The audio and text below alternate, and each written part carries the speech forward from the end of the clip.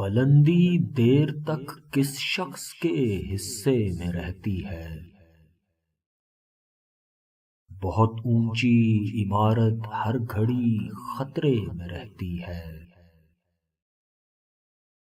بلندی دیر تک کس شخص کے حصے میں رہتی ہے؟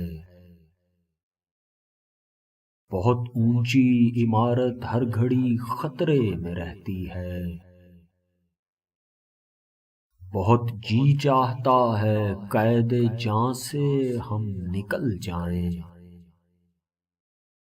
تمہاری یاد بھی لیکن اسی ملبے میں رہتی ہے۔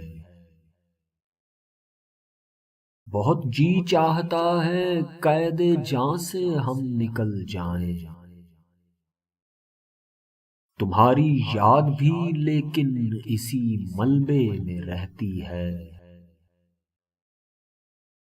یہ ایسا قرض ہے جو میں ادا کر ہی نہیں سکتا، میں جب تک گھر نہ لوٹوں میری ماں سجدے میں رہتی ہے۔ یہ ایسا قرض ہے جو میں ادا کر ہی نہیں سکتا،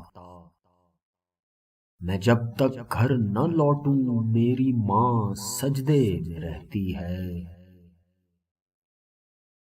امیری ریشم و کم خواب میں ننگی نظر آئی، غریبی شان سے ایک ٹاٹ کے پردے میں رہتی ہے۔ امیری ریشم و کم خواب میں ننگی نظر آئی،